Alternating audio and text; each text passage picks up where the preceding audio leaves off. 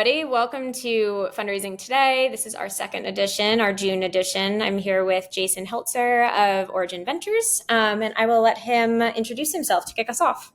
Well, Mallory, thanks for having me. Yeah, my name is Jason Heltzer. I'm a managing partner here at Origin Ventures. We are Series A investors in software and marketplace businesses that are being built for digital native generations, so millennial, Gen Z, and younger. We're first investors in Grubhub, Cameo, Tock, Tavala, 15Five, Fountain, and many other favorite children. Invest across the U.S. and Canada. I've been around since 1999. So that's Origin. For me, I've been a venture investor for 22 years, so just warming up.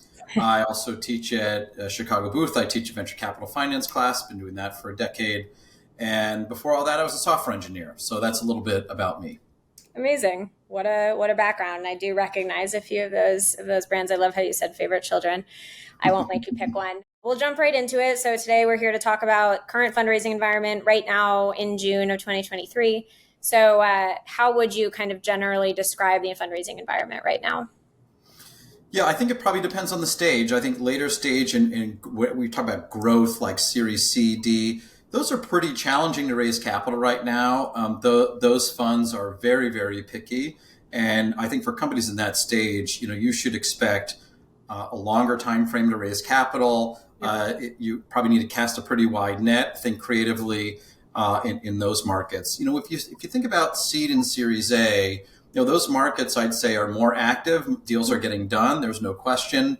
The bar required to get a deal done, though, is a lot higher than it was certainly during COVID, and perhaps even before that in the 2018-19 timeframe, because the cost of capital is higher, the price of risk is higher. There's still some uncertainties that are out there, and so for those companies, I'd recommend a similar thing I would for the growth stage companies, which is make sure you've got a lot of time. That's probably more than 3 months to go through your process. Yeah. You should be very careful and thoughtful about the funds that you approach. You also need to think about this as a game of numbers as well. Like, obviously, don't approach a fund that you don't want to partner with, but you do want to have lots of conversations. And to the degree that you can build relationships ahead of time when you're not raising capital, that might help you compress. But it is the better companies that are getting funded right now. And there are more companies that just aren't getting funded, even in the early seed stage as well, that would have gotten funded in the last 5 years. And that's just a reflection of where the market is today. And, personally, if I think about this relative to the markets over the last 2 decades, this feels a little bit more normal than we saw certainly during COVID, when lots and lots of companies were getting funded. So right. It's an interesting time, I think, for those people who've lived in venture in a shorter period of time. Whereas for me, in a longer arc, I think this is probably a more healthy balance. Yeah, it's one of those everything is relative sort of moments where the longer you're in it, the more kind of patterns you probably see. Yeah. Cool. So in that spirit, what types of deals are you seeing sort of the most and the least momentum and confidence around? I'm hearing definitely sort of the ones that have the stronger businesses and, the better business cases there built. But are there specific industries? Are there specific sort of like hypotheses or focus areas or anything like that you're seeing more momentum behind? Or are there any that are like really stagnant from what you're seeing? Yeah, I'd answer this question 2 ways. I think one is about certain spaces that companies are in, regardless of the economics. Mm-hmm. And I'd say the second part is companies with strong unit economics are getting more attention. On the first topic, AI, companies that are using AI and actually really using AI, not that something they've added to the business plan today and they're really running regressions in the background. Right. These are companies that have really proven out that their technology, their models are really producing outstanding results that are 10x better than what is out there. Those are getting a lot of attention today, and I don't think that's a surprise to anybody. I think for investors and frankly for founders too, I think the big challenge for all of us is separating companies that are simply wrapping around open source AI, that there isn't defensibility, and those that are fundamentally bringing new technologies to the market or new technologies to verticals that really have that that big potential for disruption. Mm-hmm. On the unit economic piece, there in prior downturns we saw the same thing, where I don't want to say flight to quality, because quality can be measured lots of different ways, but you're seeing a flight towards fundamental unit economics that are working. Yeah. I think right now a company that is focused entirely on growth and is worried about how it's going to earn revenue later, or it's just not profitable on a gross margin basis, that, oh, we'll figure that out later. Those models could have gotten funded, especially those of very high growth. And I think while there'll still be companies that are funded in that category that are really, really differentiated, I think you are seeing a lot of investors focus on companies that are a lot more capital efficient, which means they're probably producing revenue in the shorter term, and have unit economics that are working today and that can scale. Sure. It's funny that is it's so strange that we're sitting here saying that's a new trend, right? When like logically that makes sense, but as we look at kind of the contours of the last couple of years, it's a thing that needs to be said for sure. As you think about, like, if you're speaking to, there's going to be a lot of pre-seed, seed, Series A founders watching this video who are, looking at their runway. Maybe they've got 3 months, maybe they've got 10 months, but they're starting to think about, going out and raising a seed or an A. What advice would you have? Tactical, conceptual, emotional, generally? Like, what would you tell that person? Yeah, well, I think I'd have a bunch of advice. I think that the first I mentioned earlier, which is make sure you have enough time to raise the capital. You never want to be in a situation where you're running out of capital and you just don't have leverage in that market. You can't be thoughtful about choosing the right partner, yes. Right? You're choosing whoever's committing first. That's not the way you want to raise money. Mm-hmm. So that's number one. Number two, gather your inside support. I think investors in this environment want to see strong commitments from the existing investors, yeah. And that's a pretty strong signal. Third is really get that narrative right. Make sure you are producing a presentation where we can see those unit economics pretty easily. We understand the catalysts that are there and how you can really separate yourself from many other companies. There are a lot of companies that have chosen to stretch runway.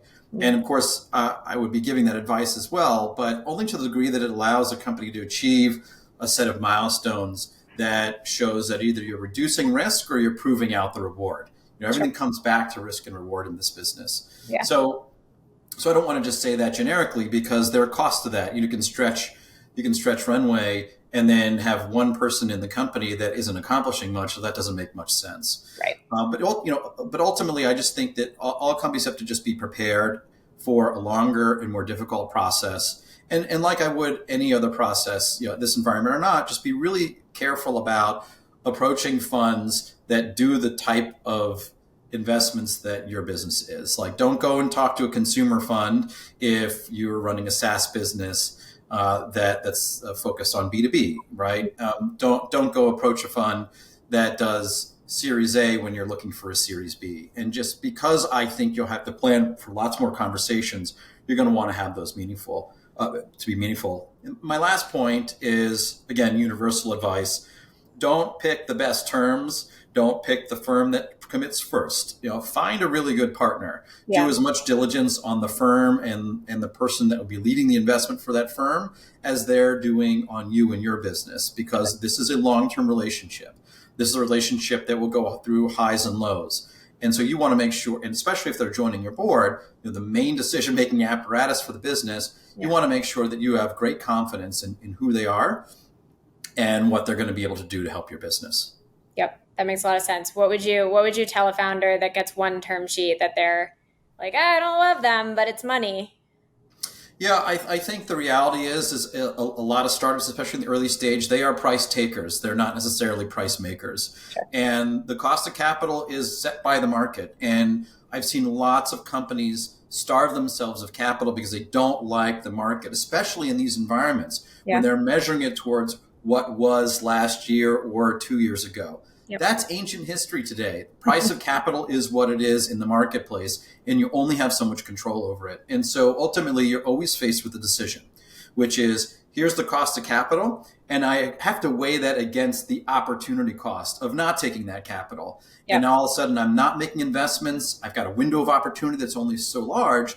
And so it's not just about relative to what it used to be. I mean, I might want to sell IBM stock what the price was 2 years ago, but that's not available to me today, right? The market is the market. And Yeah. so that's the thing. I'm not saying you should take a term sheet that you think is taking advantage of the company, but you have to make you have to weigh those two things. Yeah. And I think the other piece is don't undercapitalize the business. Maybe you can get it cheaper from insiders, but it's not enough capital, and you're still making trade-offs to do that. And in some cases, that's a good choice. In some cases, it's not.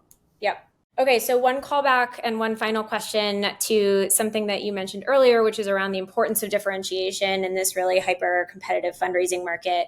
I would love to hear you talk just a little bit more about things you've seen that have kind of created that feeling in you as an investor of like, oh, this is different. They have a competitive advantage for X, Y, or Z reason. They stand out amongst this industry or this vertical.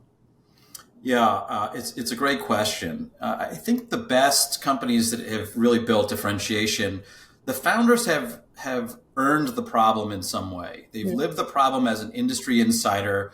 They went off and they went and fixed it.